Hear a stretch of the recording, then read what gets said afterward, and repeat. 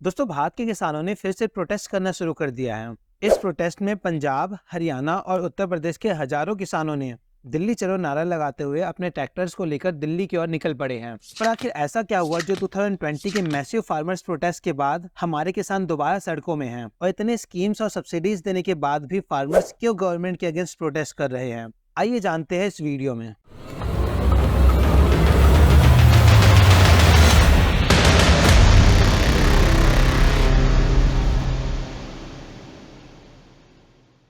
पर इस प्रोटेस्ट को समझने के लिए हमें पहले 2020 के फार्मर्स प्रोटेस्ट को समझना होगा। दोस्तों, जैसा कि आपको पता ही होगा, 2020 में फार्मर्स इन 3 फार्म्स लॉ के अगेंस्ट प्रोटेस्ट कर रहे थे। पर ऑलमोस्ट 12 महीनों तक फार्मर्स के प्रोटेस्ट के बाद इन तीनों लॉ को सरकार के द्वारा खत्म कर दिया गया। पर इसके अलावा फार्मर्स की डिमांड थी कि एमएसपी को लीगल कर दिया जाए। अब एमएसपी क्या है? एमएसपी यानी मिनिमम सपोर्ट प्राइस। इसका मतलब गवर्नमेंट साल में 2 बार 24 अनाजों पर एमएसपी डिक्लेयर करती है, जिसके अकॉर्डिंग गवर्नमेंट फार्मर्स को गारंटी देती है कि यदि किसी रीजन से मार्केट में उनके क्रॉप्स का प्राइस गिर जाए तो फार्मर्स से इन सभी अनाजों को गवर्नमेंट एक मिनिमम प्राइस पर खरीद लेगी। पर फार्मर्स और कुछ रिपोर्ट्स के अकॉर्डिंग एमएसपी का फायदा सिर्फ 6% फार्मर से उठा पाते हैं। बाकी के 94% फार्मर्स को अपने क्रॉप्स एमएसपी से कम रेट पर किसी प्राइवेट कंपनी को बेचना पड़ता है, जिसकी वजह से उनको भारी नुकसान का सामना करना पड़ता है। उस समय गवर्नमेंट ने फार्मर को आगे हम आपके इस प्रॉब्लम को जरूर सॉल्व कर देंगे कह के मना लिया। पर लगभग 2 से 3 साल बीत जाने के बाद भी अब तक उनके डिमांड्स को पूरा नहीं किया गया और इसी वजह से फार्मर्स अब एमएसपी की गारंटी के साथ साथ 11 और डिमांड्स करते हुए प्रोटेस्ट करने लगे। उनका एमएसपी के लिए पहला डिमांड है कि वह अपने क्रॉप्स को चाहे गवर्नमेंट को बेचे या किसी प्राइवेट कंपनी को, उन्हें एक मिनिमम सपोर्ट प्राइस की गारंटी मिले। पर यहाँ कई इकोनॉमिस्ट का कहना है कि अगर एमएसपी को लीगल कर दिया जाएगा तो कंपनीज के पास ये सारे क्रॉप्स हाई प्राइस में आएंगे और वे कंपनी आगे भी इसे हाई प्राइस में ही सेल करेंगे, जिसकी वजह से इन्फ्लेशन बढ़ेगा और महंगाई आसमान छूने लगेगी। दोस्तों, आप क्या सोचते हो इसके बारे में? क्या एमएसपी को लीगल कर दिया जाए और क्या फार्मर्स के इस डिमांड को पूरी कर दी जाए? अपना ओपिनियन कमेंट बॉक्स में जरूर बताएं।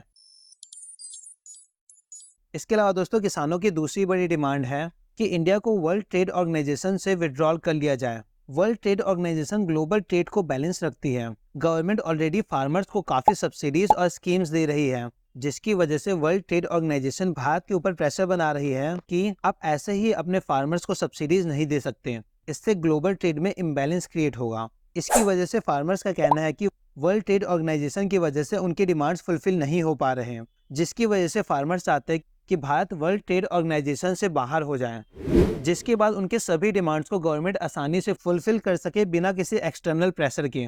गवर्नमेंट के अकॉर्डिंग फार्मर्स के दोनों डिमांड प्रैक्टिकली इंप्लीमेंट करना ऑलमोस्ट इम्पॉसिबल है, क्योंकि इससे ग्लोबल रिलेशन में काफी नेगेटिव इम्पैक्ट पड़ेगा और यदि एमएसपी को लीगल कर दिया जाएगा तो भारत का इन्फ्लेशन काफी ज्यादा बढ़ जाएगा।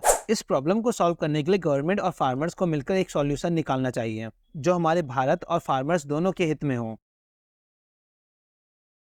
इसके बाद दोस्तों, फार्मर्स की तीसरी डिमांड है लैंड एक्विजिशन एक्ट 2013 को वापस लाया जाए, जिसे 2015 में अमेंड कर दिया गया था। इस 2015 के अमेंड किए गए एक्ट के अकॉर्डिंग उन्हें उनके लैंड का उतना प्राइस नहीं मिल पाता जितना एक्चुअली मिलना चाहिए और इसी वजह से वह लैंड एक्विजिशन एक्ट 2013 को वापस लाने की डिमांड कर रहे हैं। इसके बाद फार्मर्स की चौथी डिमांड है कि 2020 फार्मर प्रोटेस्ट में जो भी फार्मर्स मारे गए थे उनके फैमिली मेंबर्स को कंपनसेशन मिले और उनके फैमिली के कम से कम एक मेंबर को गवर्नमेंट जॉब भी मिले। उनकी पांचवी डिमांड है कि 2020 में फार्मर्स के खिलाफ जो केस लगाए गए थे उन सभी केस को हटा दिया जाए। फार्मर्स की छठी डिमांड है कि वे सभी फार्मर्स और लेबर्स जो 58 ईयर से ऊपर के हो उन्हें 10,000 मंथली पेंशन दी जाए। इसके बाद उनकी सातवीं डिमांड है कि क्रॉप्स में इंश्योरेंस स्कीम लाई जाए, यानी यदि किसी रीजन से उनके क्रॉप्स खराब हो जाते हैं तो उनका उसका क्लेम मिले ताकि फार्मर्स अपने नुकसान की भरपाई कर सकें। इसके अलावा फार्मर्स की डिमांड है कि जितना भी उनके ऊपर लोन है उसे माफ कर दिया जाए